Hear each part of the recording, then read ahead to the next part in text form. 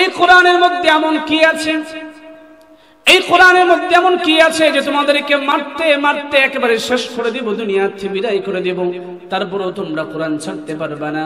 শোনাও তো দেখি কোরআনের মধ্যে কি আছে। হযরত ওমর ইসলাম ধর্ম গ্রহণ করার পূর্বে রাসূল বারবার দোয়া করতেন, আল্লাহ হয়তো হযরত ওমরকে ইসলাম ধর্ম গ্রহণ করবার তৌফিক দাও, অথবা আবু জাহেলকে ইসলাম ধর্ম গ্রহণ করবার তৌফিক দাও, কারণ দুইটার একটা যদি ইসলাম ধর্ম গ্রহণ করে মুসলমানদের জন্য অনেক সহজ হবে। কথা বলুন ঠিক কিনা?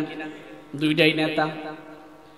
হযরত ওমর রাদিয়াল্লাহু তাআলা আনহু একবার হাতে কোষমুক্ত তলোয়ার নিয়ে, খোলা তলোয়ার নিয়ে তিনি রাস্তা দিয়ে হেঁটে যাচ্ছেন।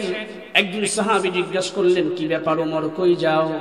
হযরত ওমর বলে, দ্বীনের নবী মুহাম্মদকে হত্যা করার জন্য যাচ্ছি। নাউজুবিল্লাহ। কোথায় যাচ্ছে? দ্বীনের নবী হযরত মুহাম্মদ সাল্লাল্লাহু আলাইহি ওয়াসাল্লামকে হত্যা করবার জন্য যাচ্ছে। এই কথা বলার পরে সাহাবী হযরত ওমরকে বললেন, শোনো ওমর, তুমি মুহাম্মদ সাল্লাল্লাহু আলাইহি ওয়াসাল্লামকে হত্যা করবার জন্য যাচ্ছ। ওমর, তুমি কেন হত্যা করবা? কারণ সে দ্বীনের কথা বলে। মুহাম্মদকে কেন হত্যা করবা? তোমার বাপ দাদার বিরুদ্ধে কথা বলে। মুহাম্মদকে কেন হত্যা করবা? তুমি যে মূর্তির পূজা করো, উপাসনা করো, তার বিরুদ্ধে কথা বলে। এই জন্যই তো এই মুহাম্মদকে হত্যা করার পূর্বে আগে তুমি নিজের বাড়ির খোঁজ খবর নাও, নিজের বাড়ি ঘর ঠিক করে তারপরে মুহাম্মদকে হত্যা করতে যাও। এই কথা বলার পরে হযরত ওমর রাদিয়াল্লাহু তাআলা আনহু চিন্তা করলেন, কি ব্যাপার, আমার বাড়িতে এমন কি হলো যে মুহাম্মদকে হত্যা করতে যাচ্ছি? এই সাহাবী বললেন, আগে নিজের বাড়ির খোঁজ খবর নাও, আমার বাড়িতে কি হয়েছে। এটা বোঝার জন্য তিনি তার বাড়ির কাছে আসলেন। বাড়ির একেবারে নিকটবর্তী জায়গায় আসার পরে তিনি শুনতে পেলেন যে কোরআন প্রচার করবার জন্য মুহাম্মদ সাল্লাল্লাহু আলাইহি ওয়াসাল্লামকে হত্যা করতে ইচ্ছা পোষণ করেছেন, যে কোরআনের দাওয়াত দেওয়ার কারণে মুহাম্মদ সাল্লাল্লাহু আলাইহি ওয়াসাল্লামকে হত্যা করতে চেয়েছেন, সেই কোরআনের আওয়াজ, সেই কোরআনের তেলাওয়াত হযরত ওমরের বাড়িতে হচ্ছে। সুবহানাল্লাহ। এটা দেখার পরে, শোনার পরে তিনি বাড়ির অভ্যন্তরে প্রবেশ করলেন। গিয়ে দেখেন তার বোন এবং তার ভগ্নিপতি, মানে বোন এবং বোন জামাই দুইজন কোরআন তেলাওয়াত করছেন। এটা দেখার পরে হযরত ওমর অনেক রাগ করলেন। কাছে গিয়ে বললেন, খবরদার, এই কোরআন তোমরা তেলাওয়াত করতে পারবে না। এই কোরআন মুহাম্মদের কোরআন, এই কোরআনের ভিতরে আমাদের বাপদাদার ধর্মের বিরুদ্ধে কথা বলে, আমাদের মূর্তি পূজার বিরুদ্ধে কথা বলে। এই কোরআন তোমরা তেলাওয়াত করতে পারবে না, বাড়িতেও রাখতে পারবে না। এই কথা বলার পরে তার বোন এবং ভগ্নিপতি এই কোরআন তেলাওয়াত বন্ধ করে নাই, কোরআন তেলাওয়াত থেকে বিরত থাকে নাই। এক পর্যায়ে হযরত ওমর রাগান্বিত হয়ে, রাগে অগ্নিশর্মা হয়ে তিনি তার বোন এবং বোন জামাইকে মারতে শুরু করলেন।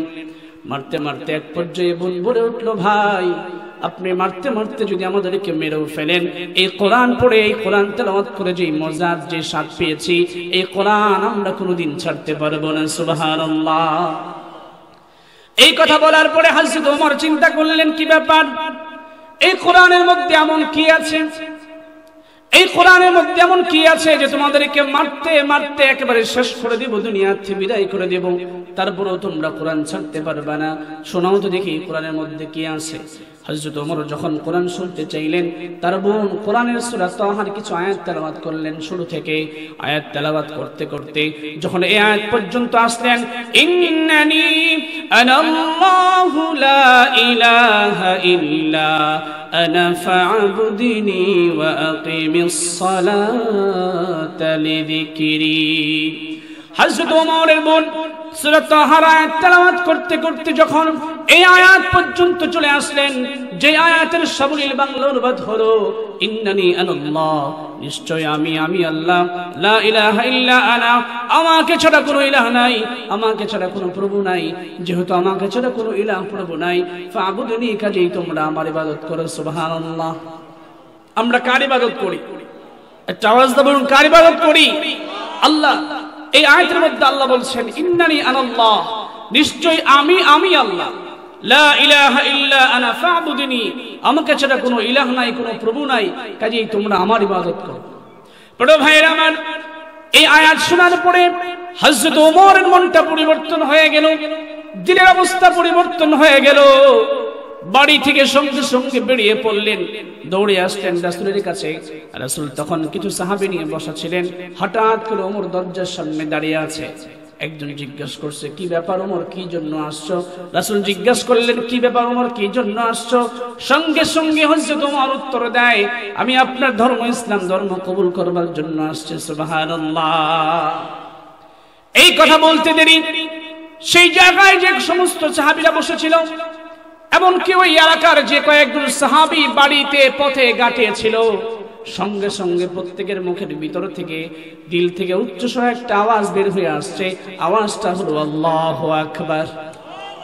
হযরত ওমর যখন বলছে আমি ইসলাম ধর্ম গ্রহণ করতে চাই, এই কথা বলার সঙ্গে সঙ্গে ওই শহরে নানাচে কানাচে যত জায়গায় মুসলমানরা ছিল, মুমিনরা ছিল, প্রত্যেকের মুখ থেকে অজান্তে আওয়াজ বের হয়ে আসছে আল্লাহু আকবার।